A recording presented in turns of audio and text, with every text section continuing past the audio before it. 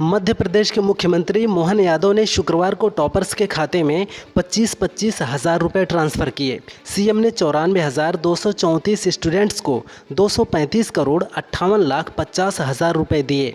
इस दौरान सीएम ने कहा, स्टूडेंट्स के पैसे खर्च हो सकते हैं।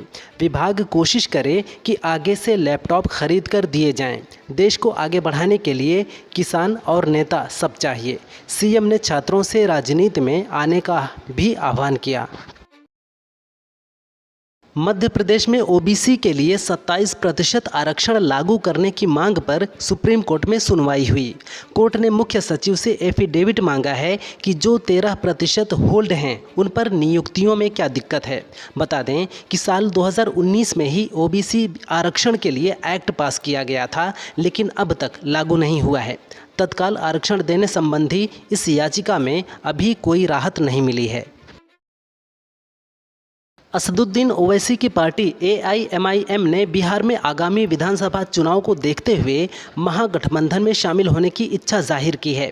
बिहार एआईएमआईएम के अध्यक्ष और विधायक अख्तरुल ईमान ने आरजेडी सुप्रीमो लालू यादव को इस संबंध में चिट्ठी लिखी है। उन्होंने लिखा, अगर हम लोग मिलकर लड़ेंगे तो सेकुलर वोटों का बिखराव नहीं होगा और अगली सरकार महागठबंधन की बनेगी। कृपया जल्द इस पर निर्णय लें। बिहार में संभावित बाढ़ से निपटने के लिए जल संसाधन विभाग ने तटबंध एम्बुलेंस की अनूठी पहल शुरू की है, जिसके तहत खतरनाक और अति संवेदनशील तटबंधों पर ट्रैक्टर आधारित एम्बुलेंस तैनात की गई है। हर एम्बुलेंस में पोर्टेबल जनरेटर, हैलोजन लाइट के साथ 10 मजदूर मौजूद रहेंगे। राज्य के 3808 किलोमीटर लंबे तटबंधों की निगरानी के लिए प्रति किलोमीटर एक श्रमिक तैनात किया गया है। बाढ़ सुरक्षा बलों का भी गठन किया गया है।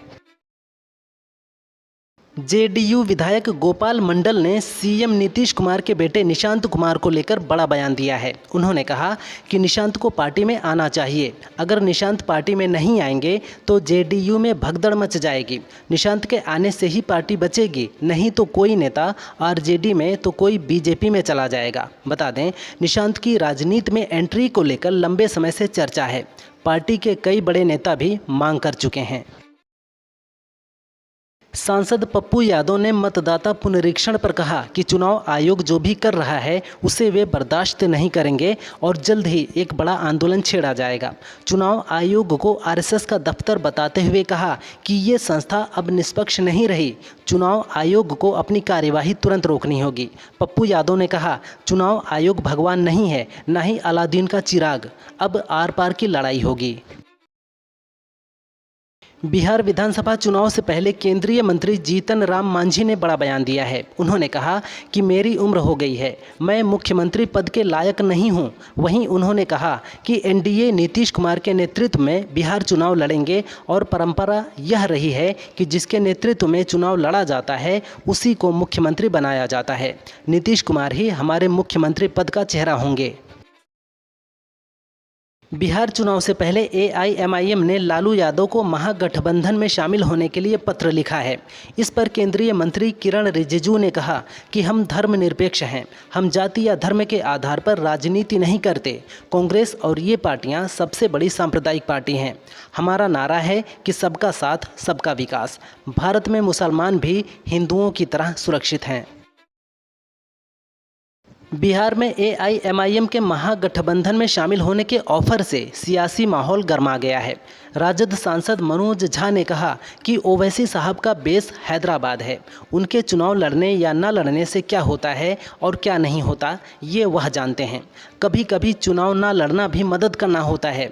अगर वो बीजेपी को हराना चाहते हैं तो चुनाव न लड़ें। मुझे उम्मीद है कि वो इस पर विचार करेंगे।